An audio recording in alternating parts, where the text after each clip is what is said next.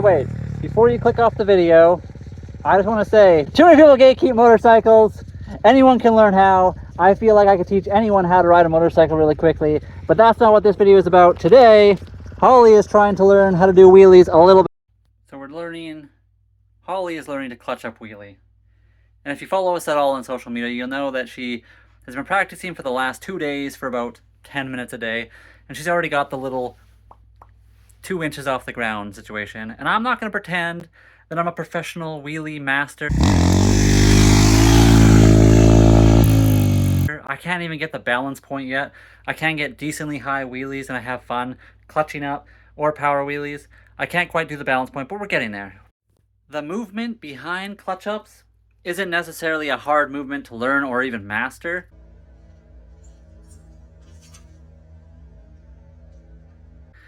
It's the fear. It's going back over, 12 o'clocking, falling down, hurting yourself.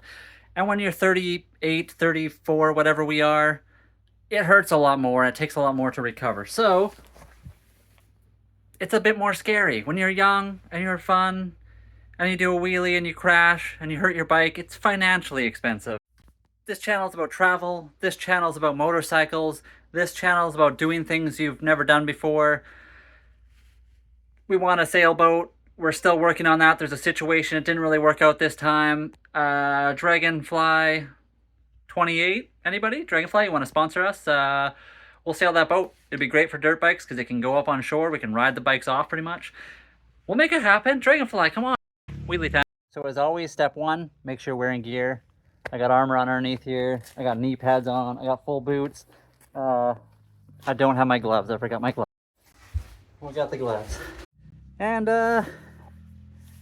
step number 2, often overlooked, especially by people that don't know much about vehicles, but warm it up. Don't just hop on your bike and start ripping Husqvarna things. Brian from the future here. This is a quick demo of the hand movements. The arrow on the right is going to show you that I'm holding throttle steady, and then I will quickly pull in the clutch and blip the throttle pretty much simultaneously. The clutch a little bit sooner. I'll slow it down, and that's the basic movement. So I hope you guys can hear me. I think I have the camera where you can mostly see my hands.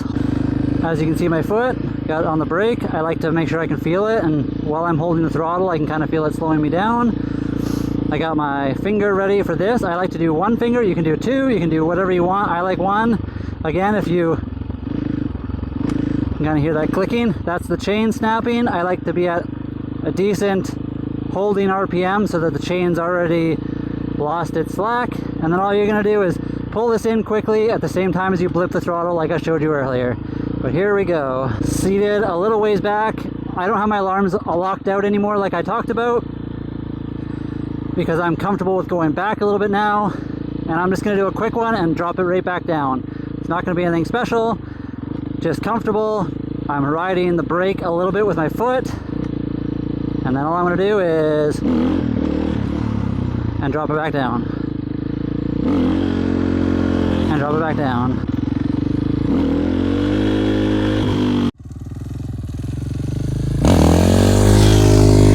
And I'm not giving it too much, so it's just coming back down. With the 4-stroke, as soon as I let off the throttle, this thing's coming back down regardless of my brake. I like to have the brake there as an insurance. Easy. And like Holly was doing in the video, you can just do the little pop-ups and then immediately let it go down. You gotta get the idea of feeling the bike come off the ground. You're not really wheeling yet, but it's the basic idea. You can get the hand work, the eye-hand coordination down before you actually pull it up more and be smoother. You're going to be scared the first few times. You're going to immediately lean forward like that, and it's going to drop it back down even harder. Try to lock your arms out for the first few times. Eventually you're going to get loose in the arms and get it figured out. Hit the brakes a few times, and then all you're going to do is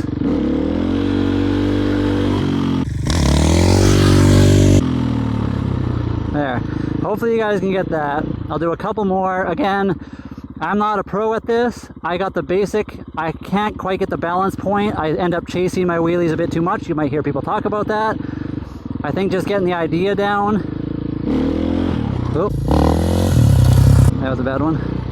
Of where things are.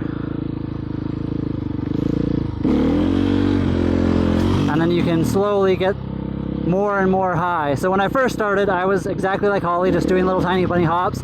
The first time you do it, you're gonna be scared. You're gonna feel like you got 14 feet in the air. You're gonna watch your video footage and be like, oh man, I only got about 2 inches off the ground, but I felt like I was about to die. That's gonna be like that. The more often you do this, the more comfortable you are with going back, the better. I think it's better to ease into it. If you crash, you're gonna probably set yourself back a little bit. It's just gonna scare you. So just pop it up and slowly get higher and hold the throttle nicer, and you can work with the blipping eventually too. Where you sort of halfway through the wheelie, you give it a few more blips. Nothing crazy, and again, I think it's important to hold on to that rear brake, drag it a little bit, so that you kind of have the idea in your head that it's what you're using to bring yourself down if you need to. So I'm holding the rear brake, tapping it a bit, bringing it up. And you can either bring it back down again. If you're on a 2-stroke, you'll probably have to use the rear brake a little more. 4-stroke, you let off the throttle, and it pretty much immediately comes down. And you're just going to keep building on those really basic blocks. I wouldn't call myself a pro. I'd say I'm like beginner intermediate when it comes to wheelies. I can't control a lot of them up there yet, but I can get them up pretty high.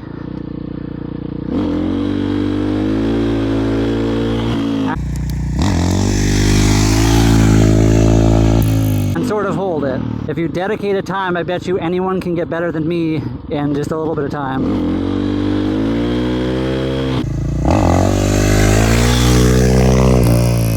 That's chasing the wheelie again. Slowly increasing your RPM and your speed to go after the wheelie. That's chasing the wheelie. Ideally, you want to be able to pop it up, bring it down with the brake, and then pop it back up with throttle and clutch again. So that's pretty much it.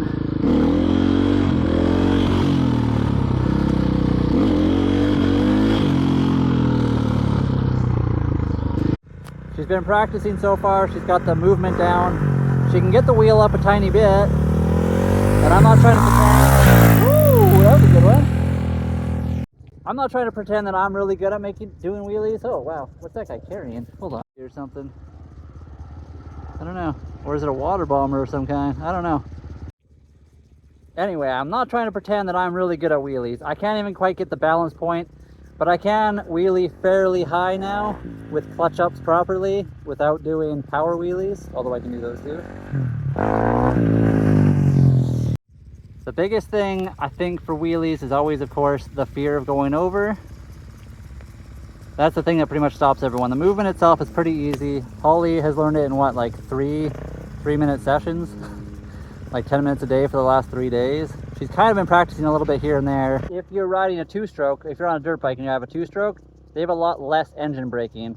This Husqvarna 500 4-stroke has a ridiculous amount of engine braking, and I have a tune, and if I had it on the other setting, it was a lot harder for me to actually do wheelies. The second I left off the throttle, the bike would just shoot back down because of the engine braking. I have it on a tune that's a little bit less engine braking, but still has decent power throughout the rev range. So this bike is pretty easy to wheelie on, honestly, probably easier than a smaller bike. A couple other really quick things to note is dragging your rear brake when you're doing them really helps. If you hold a light pressure on it, not a ton, you obviously don't want to wear your brakes out and completely knock yourself down, but holding that rear pressure kind of gives you the feeling of control. So when you pull it up, you know you can pull it back down instead of just jabbing it every once in a while. Just from the point of being mechanically sympathetic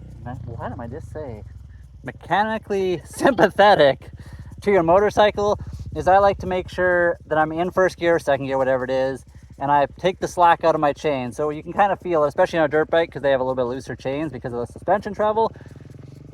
When you drive and then you like slow down and you go, you can feel the chain like snap into position. I like to get going smoothly so that the chain is tight as I'm driving. It's hard to explain that, but it just helps not wear things out as fast. You don't necessarily have to do that.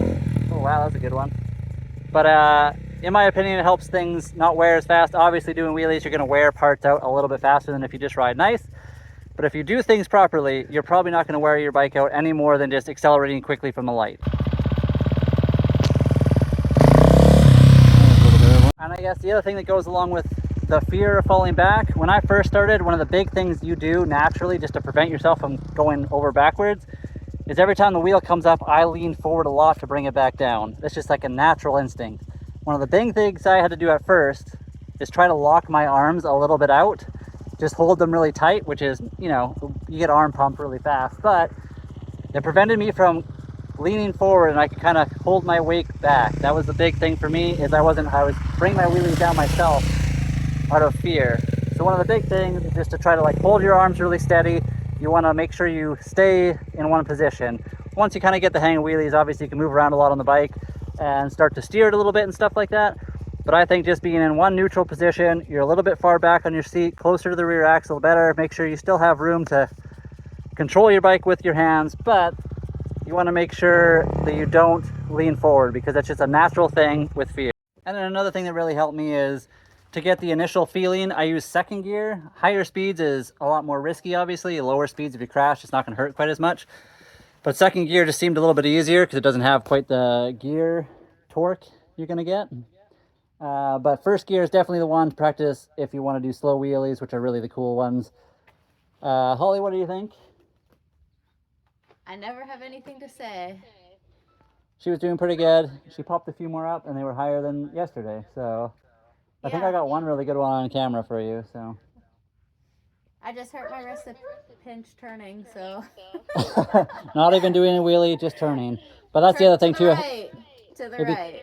If you come down a little hard, sometimes you're going to end up hurting your wrist. So make sure you're going to get arm pump, take some breaks, and don't turn to the right, because apparently that's Holly's weak side. It is. Well, I tried.